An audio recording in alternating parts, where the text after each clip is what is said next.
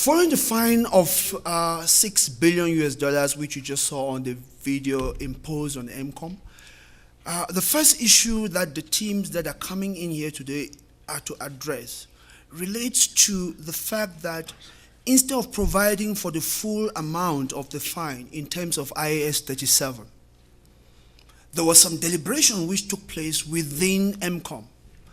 And they took into account their earnings management strategy, their dividend policy strategy, and they heavily weighed that in terms of deciding what is the amount of the fine that they have to provide for. And it turns out that that amount of the fine does not appear to be what it should have been in terms of the provision in the books as of the time that provision was made. So there are some commercial issues as well as ethical issues embedded in that. We're expecting the teams to come in here. If they were able to see the commercial dimension of it, they should tell us. If they're able to see the ethical dimension, they should tell us. The very next issue that you saw here was an ideal opportunity in Chinese.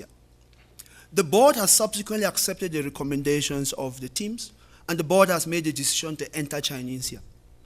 The board was of the view that they should enter Chinese using an acquisition strategy of one company called CloudNet. But the board has asked fundamental questions and said, we need a due diligence conducted. The share prices of the two companies have moved since the initial board report. The board also wants to know if we want to undertake this acquisition using a share-for-share exchange, what should be the suitable terms of offer? The teams were asked to go and analyze that, come and tell us what they will consider in a due diligence and what a suitable offer would be. Now, one of the issues that they had to unpack was cost control problems for the company. The company, as a result of trying to bring down costs, has created a shared services center in a country called Sadimba. The board took a decision from their recommendations to move ahead with the shared services center decision. It's 6 months to 7 months down the line. There are some cost control problems.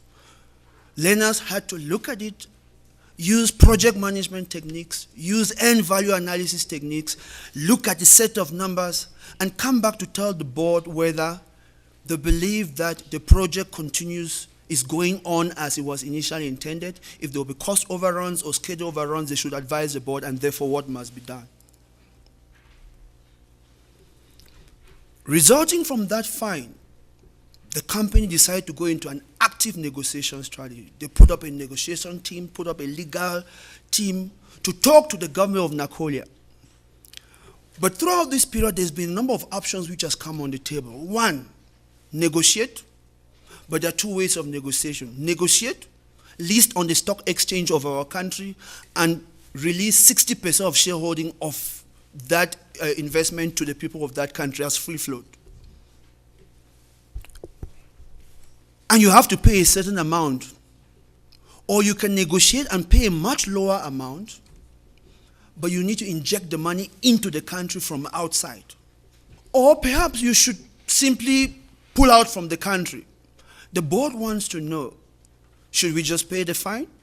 There is a 98% chance we'll pay the fine and we'll be able to recover our money.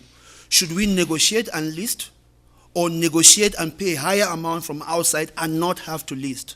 But the board also wants to know, if we chose to exit this country, what are the arrangements that we can pursue to exit out of the country?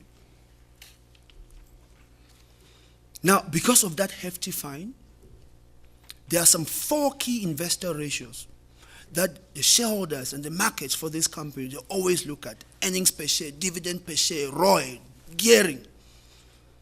We came into this year with that massive fine. It was clear that we would not be able to achieve these numbers. The board has taken a rather conservative risk appetite. And they are saying, but at least we should not allow these ratios to worsen by more than 25% of what we achieved in 2015.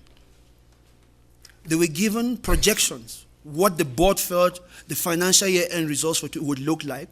They had to apply their technical financial accounting skills to do those projections and come back and advise the board as to whether they believe that we are in good shape, and if not, what must be done urgently to turn the company around. Because of that same fine, The CEO, a number of executives had to step down. The group CEO of MCOM stepped down. The CEO of MCOM Nakolia stepped down. The head of corporate and regulatory affairs had to step down. The group CFO himself had to step down. Now the board has to make a decision to appoint a new group CEO. There's a current CEO who is holding the fort.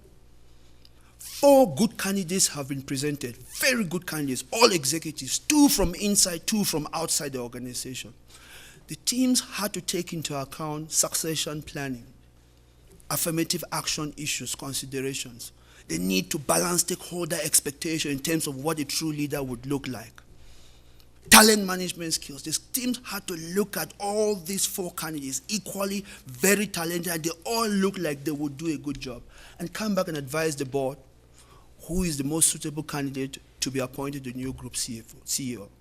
Those are the issues that the teams that will be called in here today will come in to present, showing what they've learned from school at university and how to apply those various principles to help the board move forward. Thank you so much.